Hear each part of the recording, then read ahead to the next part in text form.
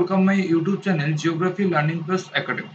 আজকে তোমাদের সঙ্গে আলোচনা করব একাদশ শ্রেণীর প্রথম সেমিস্টারে যে 35 নম্বরের যে এমসিকিউ পরীক্ষা এই বছর থেকে তোমাদের হচ্ছে নতুন সিলেবাস অনুযায়ী।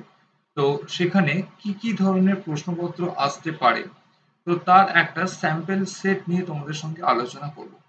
এই স্যাম্পল সেটটা মেনলি আমাদের board of higher secondary education থেকে আমাদের এই মডেল কোশ্চেনের একটা স্যাম্পল সেট পর্ষদ থেকে পাবলিশ করেছে, যাতে স্টুডেন্টদের কোশ্চেন প্যাটার্ন কিভাবে পরীক্ষার প্রশ্নপত্র হচ্ছে সেটা বুঝতে সুবিধা হয় তার জন্য। তো সেটা নিয়ে আজকে আমি আলোচনা করব যে কি প্যাটার্নের প্রশ্ন আসতে পারে। মেনলি তোমাদের physical geography, human geography and geography of India তিনটে যে পার্ট আছে, তিনটে পার্ট থেকে কোশ্চেন আসতে পারে। তো ফার্স্ট যে পার্ট আছে ফিজিক্যাল জিওগ্রাফি, সেখান থেকে তোমাদের আসবে 15টা প্রশ্ন এমসিকিউ। তারপরে আছে হিউম্যান জিওগ্রাফি, সেখান থেকে থাকবে 12টা প্রশ্ন। আর তারপরে লাস্ট যেটা আছে সেটা হচ্ছে আমাদের জিওগ্রাফি অফ ইন্ডিয়া, সেখান থেকে আমাদের 8টা প্রশ্ন থাকবে। টোটাল আমাদের 35 মার্কসের কিন্তু আমাদের এমসিকিউ থাকছে, অর্থাৎ 35টা কোশ্চেন এখানে করতে হবে এবং প্রত্যেকটা প্রশ্ন মান হচ্ছে 1 নম্বর করে। তো এবার দেখি যে কিভাবে আমাদের এই স্যাম্পল সেট গুলো রয়েছে। দেখো ফার্স্টেই হায়ার সেকেন্ডারি মডেল কোশ্চেন বলেই দিয়েছে, জিওগ্রাফি 11 সেমিস্টার 1। তাহলে আজকে আমরা আমরা এই স্যাম্পল সেট গুলো নিয়ে আজকে ডিটেলস আলোচনা করব এবং ফুল মার্কস হচ্ছে 35, অর্থাৎ 35 মার্কসের কোশ্চেন স্যাম্পল সেট কেমন হতে পারে তার একটা এক্সাম্পল বা একটা নমুনা পত্র পর্ষদ থেকে পাবলিশ করেছে। তো প্রথমে আমরা দেখব পার্ট এ। পার্ট এর মধ্যে প্রথম যে প্রশ্নটা দিয়েছে সেটা হচ্ছে মানচিত্র অঙ্কন প্রস্তুত এবং অধ্যয়ন যিনি করেন তাকে কি বলা হয়। অর্থাৎ যে ব্যক্তি মানচিত্র অঙ্কন করছে, তাকে প্রস্তুত করছে বা সেই মানচিত্র নিয়ে সে যে অধ্যয়ন করছে তাকে আমরা সহজার্থে কি বলি। দেখো অপশানে দেওয়া রয়েছে পরিসংখ্যানবিদ রয়েছে, তারপরে রয়েছে জনসংখ্যা বিশরদ রয়েছে, তারপরে রয়েছে কার্টোগ্রাফার রয়েছে, তারপরে রয়েছে ইঞ্জিনিয়ার। সঠিক উত্তর হবে কার্টোগ্রাফার, সি। অর্থাৎ কার্টোগ্রাফার যারা তারা মেনলি কিন্তু এই মানচিত্র অঙ্কন, মানচিত্র প্রস্তুত এবং মানচিত্র অধ্যয়ন কিন্তু তারা বিশেষভাবে করে থাকে। এবার আসবো 2 নম্বর প্রশ্নতে। আমাদের স্তম্ভ মেলানোর আমাদের প্রশ্ন দিয়েছে। স্তম্ভ 1 আর স্তম্ভ 2 আমাদের বলে দিয়েছে, অর্থাৎ স্তম্ভ মেলাতে হবে। দেখো এখানে 4টে আমাদের অপশন বলে দিয়েছে, সেই অপশন অনুযায়ী আমাদের মেলাতে হবে।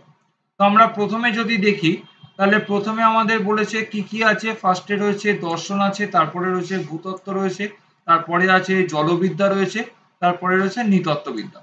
তাহলে যদি আমি দর্শনকে যদি দেখি তাহলে দেখব দর্শনের সাথে কিন্তু ভূগোল চিন্তন এটা কিন্তু মিলে যাচ্ছে। তারপরে আমরা যদি দেখি ভূতত্ত্ব, ভূতত্ত্বের সঙ্গে আমাদের ভূমিরূপ বিদ্যাকে যদি দেখি তাহলে দেখবো সেটা মিলে যাচ্ছে। তারপরে হচ্ছে ভূজলবিদ্যা, ভূজলবিদ্যার সঙ্গে সমুদ্রবিদ্যার কিন্তু একটা ওতপ্রোত সম্পর্ক রয়েছে। তারপরে যদি আমরা দেখি যে নৃতত্ত্ববিদ্যা, নৃতত্ত্ববিদ্যার সঙ্গে কিন্তু সাংস্কৃতিক ভূগোলের সম্পর্ক রয়েছে। তার মানে হচ্ছে আমার 1 হচ্ছে বি। তারপরে যদি আমরা দেখি 2 হচ্ছে আমার রয়েছে ডি। তারপরে আমার রয়েছে 3 রয়েছে আমার এ। আর 4 আছে আমার কি আছে, 4 রয়েছে আমার সি। তাহলে দেখবো বিডিএসি আমার কোথায় আছে। যদি আমি এখানে দেখি, এখানে আছে ডি এ বি ই, হবে না। এখানে আছে বি ডি সি ডি, হবে না। এখানে আছে বি ডি এ সি, দেখো বিডিএসি আর এখানে বিডিএসি মিলে যাচ্ছে। তাহলে সঠিক উত্তর হচ্ছে আমার বি হচ্ছে এর সঠিক উত্তর। নেক্সট প্রশ্ন, ছায়াপথগুলির মধ্যে দূরত্ব। কি কি অপশন দিচ্ছে, স্থিতিশীল, তারপরে দিচ্ছে হ্রাসমান, ক্রমবর্ধমান ও বিকল্পভাবে ক্রমবর্ধমান ও হ্রাসমান। সঠিক উত্তর হবে ক্রমবর্ধমান, সি। এখানে আমাদের অ্যাসার্টেশন আর রিজনিং এর অপশন দিয়েছে, অর্থাৎ অ্যাসার্টেশন বলতে বলছে দাবি, আর রিজনিং কথার অর্থ কি, রিজনিং কথার অর্থ হচ্ছে কারণ। অর্থাৎ একটা তোমাকে বিবৃতি দিয়ে দেবে এবং সেই বিবৃতির কারণটা তোমাকে দিয়ে দেবে। এই ধরনের প্রশ্ন ক্ষেত্রে আমরা কিভাবে উত্তর আমরা করব, একটা বিবৃতি দিয়ে দেবে, সেই বিবৃতির সঙ্গে তার কারণটা দিয়ে দেবে। যদি বিবৃতির সঙ্গে কারণটা যদি সঠিক হয় তাহলে কিন্তু সেক্ষেত্রে লেখা থাকবে যে বিবৃতির সঙ্গে কারণের সঠিক ব্যাখ্যা রয়েছে, আর যদি কারণটা ভুল হয় তাহলে বিবৃতির সঙ্গে কারণের কোনো সম্পর্ক নেই সেভাবে। দেখো ফর এক্সাম্পল দিয়েছে এখানে একটা অ্যাসার্টেশন বা বিবৃতি দিয়েছে পৃথিবীর স্তরযুক্ত কাঠামো রয়েছে। এটা হচ্ছে একটা বিবৃতি যে পৃথিবীর স্তরযুক্ত কাঠামো রয়েছে। এবার পৃথিবীর যে স্তরযুক্ত কাঠামো রয়েছে কেন রয়েছে বা কি কারণে রয়েছে তার একটা কারণ দিয়েছে পৃথিবী পৃষ্ঠ থেকে যতই পৃথিবী অভ্যন্তরে যাওয়া যাবে তত পদার্থের ঘনত্ব কমতে থাকবে। অর্থাৎ পৃথিবী পৃষ্ঠ থেকে আমরা যতই অভ্যন্তরে যাই না কেন তত কি হচ্ছে না সেই সমস্ত পদার্থের যে ঘনত্ব সেই ঘনত্ব ধীরে ধীরে কমতে থাকবে। অর্থাৎ সেই জন্যই কিন্তু আমরা এখানে বলছি যে পৃথিবীর স্তরযুক্ত কাঠামো রয়েছে। তার অপশন কি কি দিয়েছে এ এবং আর দুটোই সঠিক। আর হলো এর সঠিক ব্যাখ্যা, মানে এই যে কারণটা বলেছে এই কারণটা হচ্ছে আমার এই এর সঠিক ব্যাখ্যা। অর্থাৎ এই কারণটা ঠিক আছে বলেই আমার এখানে বিবৃতিটা সঠিক হয়েছে। আবার এখানে কি বলছে এ আর আর দুটোই সঠিক, কিন্তু আর এর সঠিক ব্যাখ্যা নয়। বলছে এই দুটোরই কিন্তু কারণটাও ঠিক বলছে আর বিবৃতিটাও ঠিক আছে, কিন্তু বলছে এই কারণের সঠিক ব্যাখ্যা কিন্তু আমার কি নয় না এই বিবৃতি নয়, মানে যে কারণটা দিয়েছে সেই কারণটার কিন্তু সঠিক ব্যাখ্যা কিন্তু বিবৃতি কিন্তু নেই, এটাই বলছে। তারপরে রয়েছে এ হলো সঠিক কিন্তু আর সঠিক নয়। নেক্সট কোশ্চেন বলেছে এ হলো ভুল কিন্তু আর হলো ঠিক। তাহলে কোনটা হবে? দেখো পৃথিবীর স্তরযুক্ত কাঠামো আছে, আমরা জানি যে পৃথিবীর স্তরযুক্ত কাঠামো আছে, কিন্তু পৃথিবী পৃষ্ঠ থেকে যতই আমরা অভ্যন্তরের দিকে যাব না কেন যে তত পদার্থের ঘনত্ব কমতে থাকবে, এইটা কিন্তু আমার এখানে ভুল হয়ে যাচ্ছে। অর্থাৎ এইটা আমার হলো সঠিক, কিন্তু এই যে কারণটা বলছে এই কারণটা কিন্তু আমার ভুল। সেই জন্য আমার এখানে কি হবে? এখানে আমার সি যেটা আছে এই সি হচ্ছে আমার সঠিক উত্তর। আশা করি বুঝতে পারলে। আচ্ছা নেক্সট কোশ্চেন। ভূমিকম্পের তরঙ্গ যে অঞ্চলের রেকর্ড হয় না সেটি পরিচিত যে অঞ্চলের নামে। অর্থাৎ ভূমিকম্পের তরঙ্গ যে অঞ্চলে সহজে রেকর্ড করা যায় না সেই পরিচিত অঞ্চলকে আমরা কি বলবো? লেখা আছে দেখো ছায়া অঞ্চল আছে, তারপরে হচ্ছে রামধনু অঞ্চল রয়েছে, তারপরে হচ্ছে কৃষ্ণ অঞ্চল রয়েছে, তারপরে হচ্ছে আলোকিত অঞ্চল। এটা সরাসরি আমরা ছায়া অঞ্চলে ক্লিক করব, কারণ আমরা ভূমিকম্পের ছায়া বলে বা ছায়া অঞ্চল বলে আমরা একটা নাম আমরা শুনেছি। সেখানে কিন্তু আমরা মেনলি কিন্তু ভূমিকম্পের যে তরঙ্গ যেটা বা যে ভূমিকম্পের যে ওয়েভ আর্থকোয়েটের যে ওয়েভ তাকে কিন্তু আমরা সহজে কিন্তু এখানে মেজারমেন্ট করতে পারি না। নেক্সট কোশ্চেন হচ্ছে মহাদেশীয় ভূত্বকের গভীরতা হলো কত গভীরতা?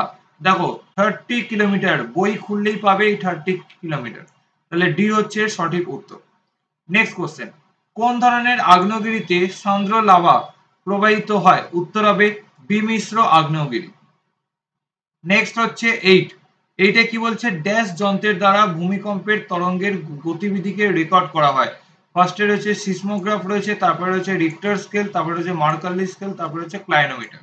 ক্লাইনোমিটার হবে না, রিক্টার স্কেলও হবে না, আর মার্কালি স্কেলও হবে না। বলেছে কি না ভূমিকম্পের তরঙ্গের গতিবিধি, এটা আমার সিসমোগ্রাফ হচ্ছে সঠিক উত্তর।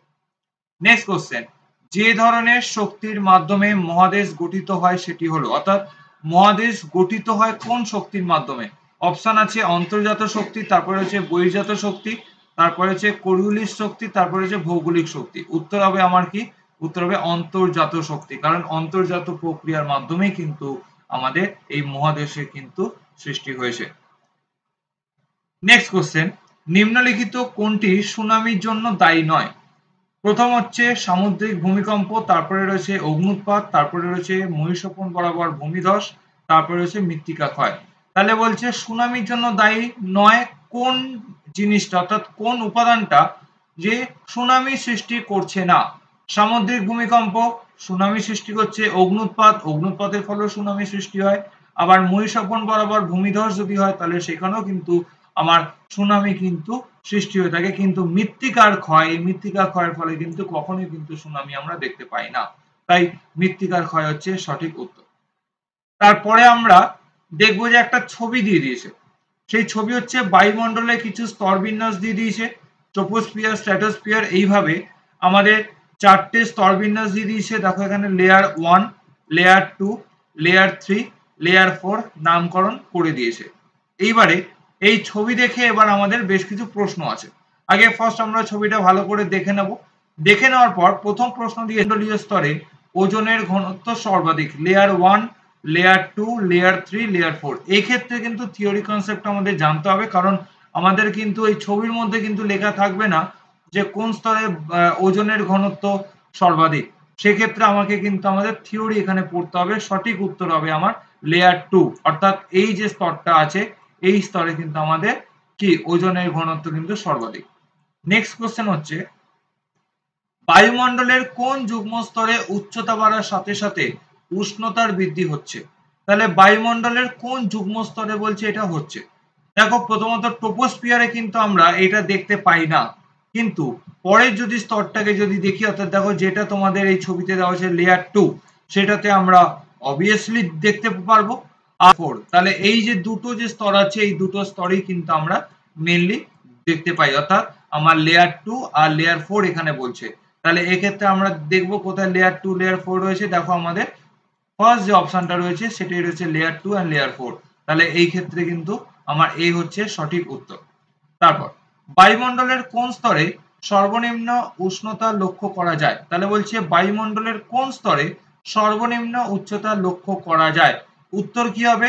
না, উত্তর হবে আমার যে তৃতীয় যে স্তরটা রয়েছে এইখানে কিন্তু সর্বনিম্ন উচ্চতা কিন্তু আমরা লক্ষ্য করা যায়, অর্থাৎ আমরা যে উষ্ণতার স্বাভাবিক হ্রাসের হার আর বৈপরীত্য উষ্ণতার যে কনসেপ্ট পড়েছি সেখান থেকে কিন্তু আমরা এই উত্তরটা করে নিতে পারবো। তাহলে এর উত্তর হচ্ছে আমার লেয়ার 3, অর্থাৎ যে তৃতীয় যে স্তরটা রয়েছে সেই তৃতীয় স্তরে কিন্তু আমরা কি না সর্বনিম্ন উচ্চতা কিন্তু আমরা এখানে লক্ষ্য করতে পারি। নেক্সট কোশ্চেন, সামুদ্রিক লবণ, ধূলিকণা, সূক্ষ্ম মাটি এইগুলোকে একসাথে কি বলছে?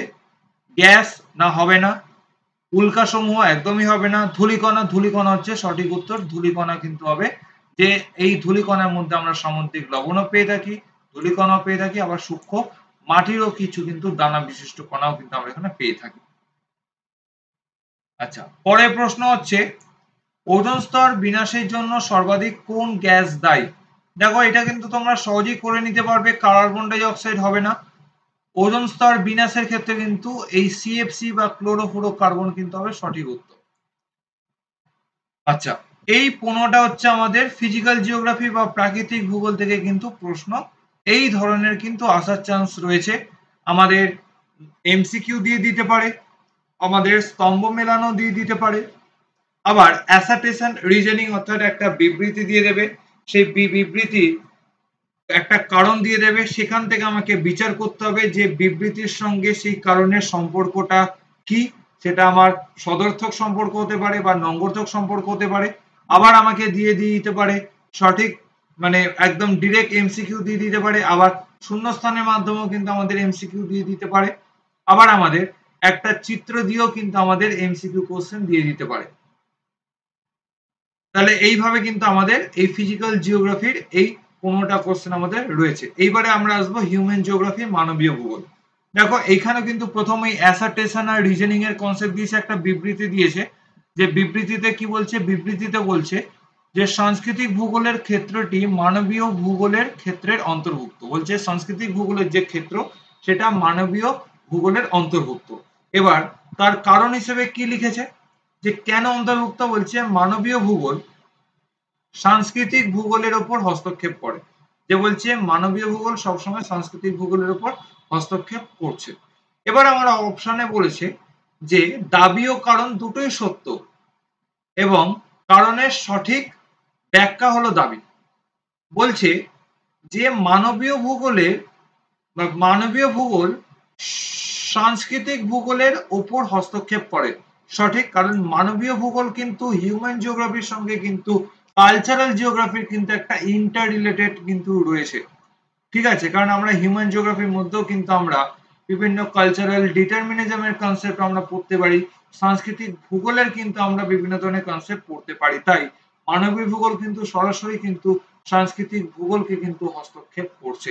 তার ফলে কিন্তু আমরা বলতে পারছি যে সাংস্কৃতিক ভূগোলের এক ক্ষেত্রটি মানবীয় ভূগোল ক্ষেত্রের অন্তর্ভুক্ত। বলছে কালচারাল জিওগ্রাফির একটা পার্টি হচ্ছে হিউম্যান জিওগ্রাফি। তাহলে এই ক্ষেত্রে আমার দাবিটাও ঠিক রয়েছে, আবার কারণটাও কিন্তু ঠিক রয়েছে। তাহলে আমার এখানে এ আর আর কোথায় দেখবো? ঠিক আছে, দেখো প্রথমেই আমরা পাচ্ছি দাবি ও কারণ দুটি হচ্ছে সত্য, কারণের সঠিক ব্যাখ্যা হলো দাবিটি, তাহলে আমার এ হচ্ছে সঠিক উত্তর। আচ্ছা নেক্সট, কোন ধারণাটি স্টপ অ্যান্ড গো ডিটারমিনিজম নামে পরিচিত? অপশনে রয়েছে পরিবেশগত নিয়ন্ত্রণবাদ, সম্ভাবনাবাদ, সুবিধাবাদ আর নব্য নিয়ন্ত্রণবাদ। উত্তর হবে আমার নব্য নিয়ন্ত্রণবাদ ডি। নেক্সট কোশ্চেন, নিচের কোনটি মানবীয় ভূগোল আলোচনার ক্ষেত্র নয়? কি আছে? জনবসতি রয়েছে, পরিবহন ও নেটওয়ার্ক রয়েছে, ভূসংস্থান রয়েছে, শিল্প রয়েছে।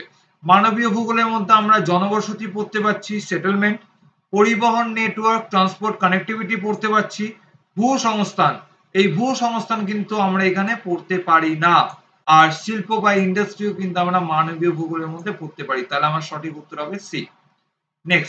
নেক্সট একটা আমাদের একটা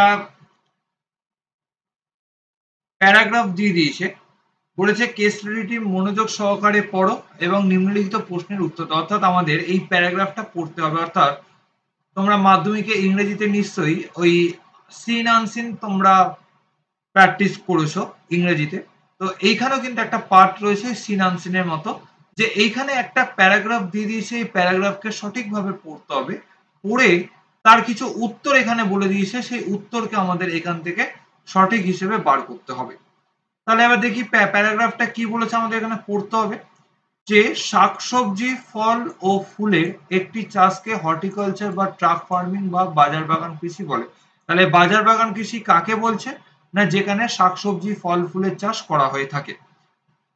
তাহলে বাজার বাগান কৃষি ছাড়া তাকে ট্রাক ফার্মিং হর্টিকালচার বলছি। এই প্রযুক্তি প্রধানত উত্তর পূর্ব মার্কিন যুক্তরাষ্ট্র, কানাডা, হ্রদ অঞ্চল ও উচ্চ শিল্পায়িত নগরকৃতি অঞ্চল ও উত্তর পশ্চিম ইউরোপ, অস্ট্রেলিয়া ও নিউজিল্যান্ডের মেট্রোপলিটন অঞ্চলের শহরতলিতে করা হয়। উন্নত দেশগুলির নগরায়িত রাজ্যগুলিতে সবজি ও ফলের ব্যাপক চাহিদা রয়েছে। এই ধরনের চাষের প্রধান বৈশিষ্ট্যগুলোকে আমরা নিচে আমরা বেশ কিছু মানে নিম্নরূপে এখানে আলোচনা করা হয়েছে। কি কি হয়েছে বলছে, কৃষিজোতগুলির আকার অপেক্ষাকৃত ছোট, এই বাগানগুলি পাকা সড়ক পথের সঙ্গে ভালোভাবে সংযুক্ত, ট্রাক ফার্মগুলি সাধারণত বাজার থেকে রাতারাতি পৌঁছানো যায় এমন দূরত্বে থাকে। তারপরে বলছে এটি একটি নিবিড় পুঁজি ও নির্ভর ও অত্যন্ত যন্ত্র নির্ভর কৃষিকাজ, আর এই ধরনের কৃষি বিজ্ঞান ভিত্তিক হয়ে থাকে। শাকসবজি ফল সংগ্রহ হাতে করা যায়, অর্থাৎ নিজ হস্তে করা যায়। প্রশ্ন কি দিয়েছে, কোথায় বাজার বাগান কৃষিকে ট্রাক ফার্মিং বলে? অপশন দিয়েছে ভারত, অস্ট্রেলিয়া, মার্কিন যুক্তরাষ্ট্র, নিউজিল্যান্ড। দেখো এখানে বলেই দিয়েছে যে উত্তর পূর্ব মার্কিন যুক্তরাষ্ট্র, কানাডার হ্রদ অঞ্চল ও উচ্চ শিল্পায়িত নগরকৃতি অঞ্চল, উত্তর পশ্চিম ইউরোপ, এইগুলোর নাম এখানে বলে দিয়েছে। তাহলে আমরা এইখানে কি কি পাচ্ছি? এইখানে আমরা একমাত্র মার্কিন যুক্তরাষ্ট্রটাই কিন্তু কমন পেয়েছি, তাই মার্কিন যুক্তরাষ্ট্র হচ্ছে এর সঠিক উত্তর। নেক্সট কোশ্চেন, নিম্নলিখিত বিবৃতিগুলির মধ্যে বাজার বাগান কৃষি ও হর্টিকালচারের মধ্যে কোনটা সঠিক নয়? কি কি বলছে বিবৃতি? অনেক শ্রম ও মূলধন নির্ভর কৃষি ব্যবস্থা, ঠিকই আছে এটা।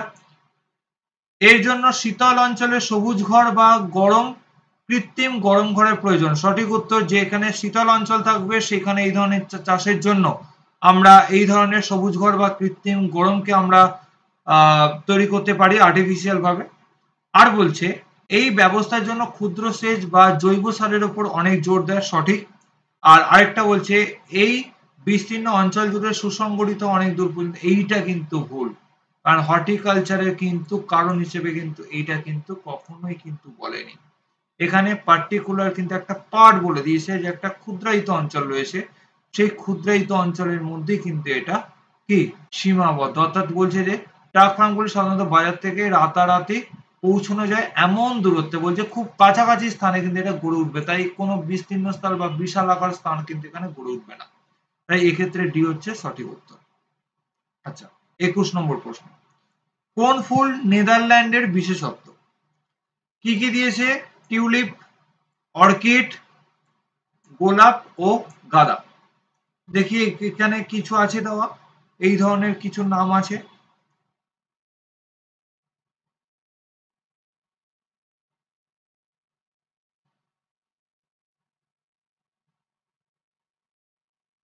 তেমন কিছু নাম নেই। তো এটা সঠিক উত্তর যেটা হবে সেই সঠিক উত্তর হচ্ছে আমার টিউলিপ, যেটা আমার নেদারল্যান্ডে সব থেকে বেশি আকর্ষণ করেছে। তারপর ড্যাশ অঞ্চলে, নেক্সট কোশ্চেন, ড্যাশ অঞ্চলে আদিবাসীরা শিকার করে বেঁচে থাকে? কোন অঞ্চল? শীতোষ্ণ জলবায়ু, ভূমধ্যসাগরীয় জলবায়ু, ব্রিটিশ জলবায়ু, শীতল ও উষ্ণ জলবায়ু? সঠিক উত্তর হচ্ছে শীতল ও উষ্ণ জলবায়ু। নেক্সট কোশ্চেন, সব থেকে আদিম থেকে শুরু করে সব থেকে আধুনিক পর্যন্ত নিম্নলিখিত প্রাথমিক কার্যক্রমগুলি সাজাও। অর্থাৎ অর্থাৎ বলেছে পুরনো থেকে বর্তমান পর্যন্ত আমাদের কি কি পর্যায়ে এখানে আমরা লক্ষ্য করতে পাচ্ছি। তাহলে আমাদের এখানে দিয়েছে বাণিজ্যিক পশুপালন, শিকার সংগ্রহ, যাযাবর পশুপালন, গৃহপালিত পশুপালন। তাহলে সব থেকে বলেছে আদিম থেকে শুরু করে সর্বাধুনিক বা আধুনিক পর্যন্ত আমরা এখানে কি কি পাচ্ছি। দেখো প্রথমে আমার মানুষ আদিম যুগে আগে কি করত, শিকার বা সংগ্রহ করে তারা জীবনযাপন শুরু করেছিল।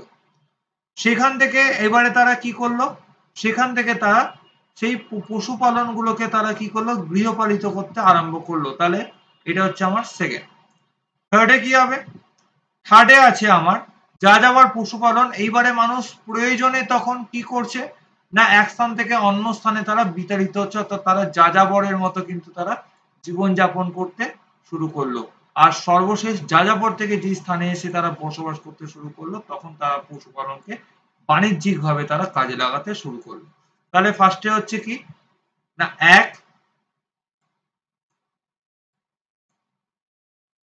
তারপর পরে আছে কি না সরি সি আছে।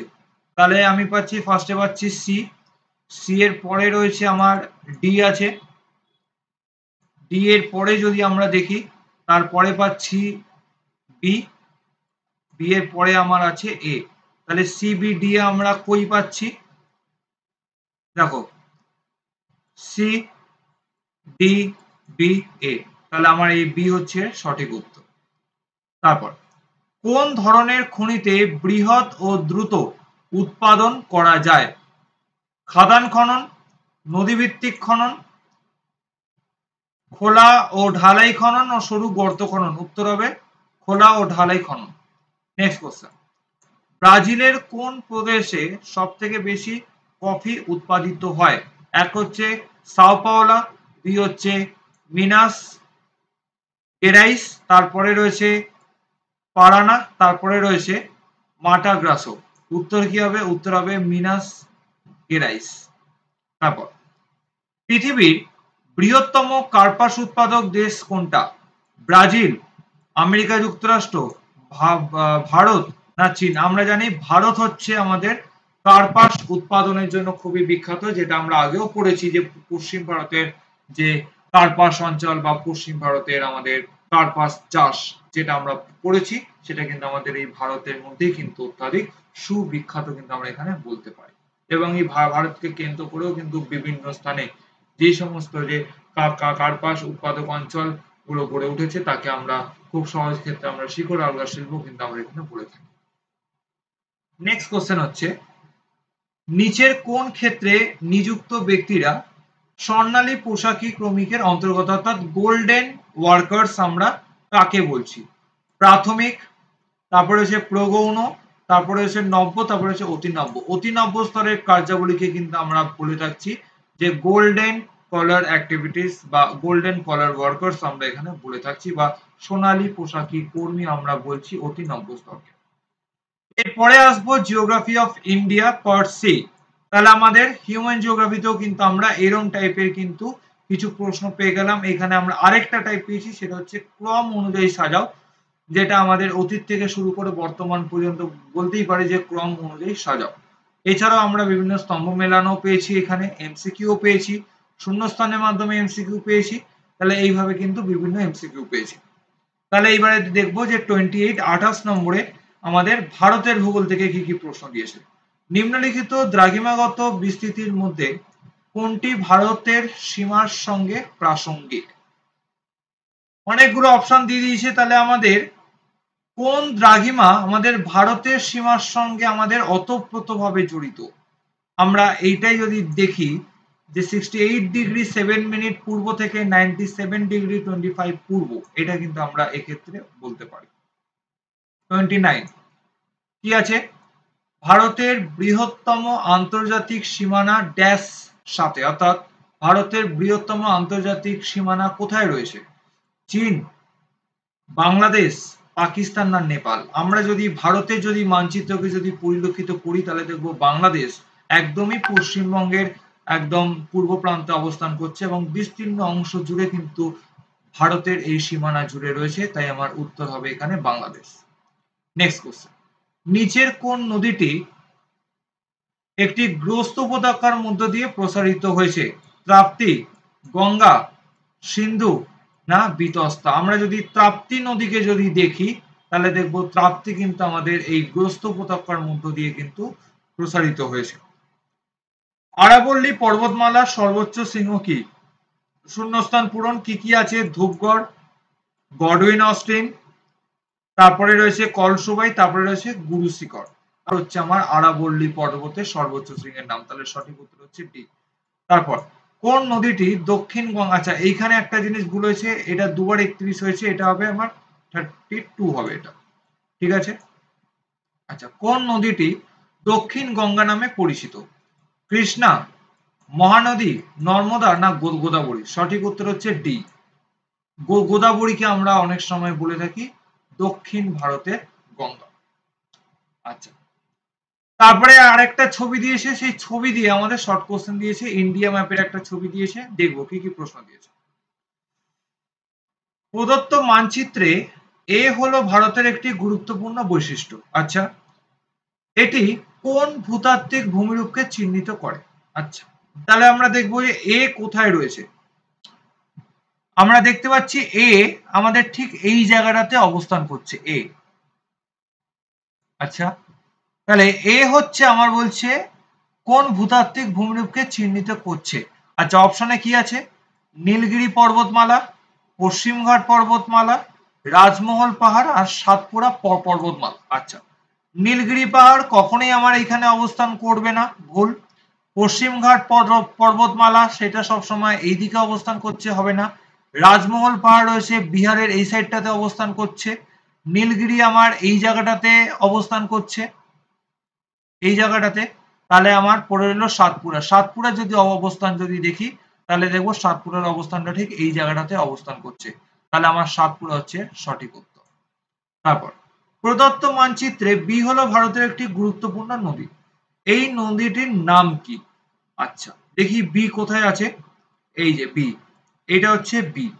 তাহলে বলছে বি নদীটার নাম কি, এইটা হচ্ছে বি। তাহলে দেখি অপশনে কি কি আছে, নর্মদা আছে, লুনি আছে, কৃষ্ণা আছে, কাবেরী। আমরা যদি একদম ভারতের মানচিত্রকে যদি পরিলক্ষিত করি তাহলে আমরা প্রথমে পাবো যে মহানদী, তারপরে রয়েছে গোদাবরী, তারপরে রয়েছে কৃষ্ণা, তারপরে সর্বশেষ রয়েছে কাবেরী। তাহলে আমার এই নদীটা আমরা পাবো কাবেরী নদীকে এটা চিহ্নিতকরণ করছে, তাহলে এরও সঠিক উত্তর হবে ডি, কাবেরী। আর শেষ প্রশ্ন যেটা দিয়েছে সেটা হচ্ছে প্রদত্ত মানচিত্রে সি হলো ভারতের একটি উপকূলীয় সমভূমি যেখানে একাধিক কয়াল রয়েছে, উপকূলীয় সমভূমিটির নাম লেখো। আচ্ছা, দেখি সি কোথায় অবস্থান করছে, সি অবস্থান করছে এই জায়গাটাতে অবস্থান করছে। তাহলে আমরা জানি এখানে অনেক কয়াল অবস্থান করছে, কারণ এখানকার ভূমিরূপ যেহেতু উপকূলীয় অঞ্চল তাই বারবার উত্থান হয়েছে আর বারবার নিমজ্জিত হয়েছে। তাহলে আমরা এখানে কি কি অপশন পাচ্ছি, মালাবার উপকূলীয় সমভূমি, গুজরাট উপকূলীয় সমভূমি, করমণ্ডল উপকূলীয় সমভূমি, কোঙ্কণ উপকূলীয় সমভূমি। আমরা যদি একদম সর্বনিম্ন যদি আমরা এই পশ্চিম প্রান্তের যদি আমরা এই উপকূলীয় সমভূমিকে যদি বিচার করি বা যদি এর শ্রেণীবিন্যাসটা যদি দেখি তাহলে কিন্তু আমরা এটা পাবো মালাবার সমভূমি কিন্তু পাবো। তাহলে আমরা দেখবো মালাবার সমভূমি কোথায় রয়েছে, এ হচ্ছে আমার এখানে মালাবার সমভূমি, তাই এ হচ্ছে আমার সঠিক উত্তর। তাহলে এই হচ্ছে আমার 35টি পর্ষদ থেকে দেওয়া নমুনা কোশ্চেন, অর্থাৎ এই ধরনের প্রশ্নপত্রই কিন্তু তোমাদের পরীক্ষায় আসতে পারে, অর্থাৎ কিছুটা একটু ক্রিটি আসতে পারে, কিছুটা টাফ আসতে পারে, কিছুটা এমসিকিউ গুলো আমাদের এমন ভাবে অ্যাসেন্ডিং ওয়াইজ দিতে পারে, কিছুটা চিত্র দিয়েও কিন্তু আমাদের এমসিকিউ আসতে পারে, আবার কিছুটা স্তম্ভ মেলানোর মাধ্যমেও কিন্তু আমাদের আসতে পারে, আবার সত্য অসত্য দিয়েও আসতে পারে, আবার আসতে পারে শূন্যস্থান পূরণ দিয়েও কিন্তু আমাদের এখানে আসতে পারে, আবার বিবৃতি এবং বিবৃতির সঙ্গে তার সঠিক কারণের ব্যাখ্যা দিয়েও কিন্তু আমাদের এমসিকিউ আসতে পারে। তাহলে এই যে আমি 35টা যে আমি এখানে কোশ্চেন দিলাম, আশা করি যদি তোমরা এগুলো প্র্যাকটিস করো তাহলে তোমাদের পরীক্ষায় কি ধরনের প্রশ্ন আসতে পারে এই প্রথম সেমিস্টারে তোমাদের নতুন সিলেবাস অনুযায়ী, তাহলে কিন্তু তোমরা এইখান থেকে কিন্তু একটা আন্দাজ করে নিতে পারবে। তো সেই জন্যই আজকে তোমাদের আলোচনা ছিল। আর আরেকটা জিনিস আসতে পারে, সেটা হচ্ছে তোমাদের ওই আনসেনের মতো একটা প্যাসেজ দিয়ে দেবে বা একটা প্যারাগ্রাফ দিয়ে দেবে এবং সেটাকে পড়ে আমাদের এখানে 4টে বা 5টা প্রশ্ন দিয়ে দেবে। সেই 4টে বা 5টা প্রশ্নকে কিন্তু আমাদের সঠিকভাবে কিন্তু এখানে লিখতে হবে। এই হচ্ছে আমার আজকের আলোচনা। পরবর্তী ভিডিওতে তোমাদের একাদশ শ্রেণী রিলেটেড আরো ভূগোলের ভিডিও নিয়ে হাজির হব। ধন্যবাদ।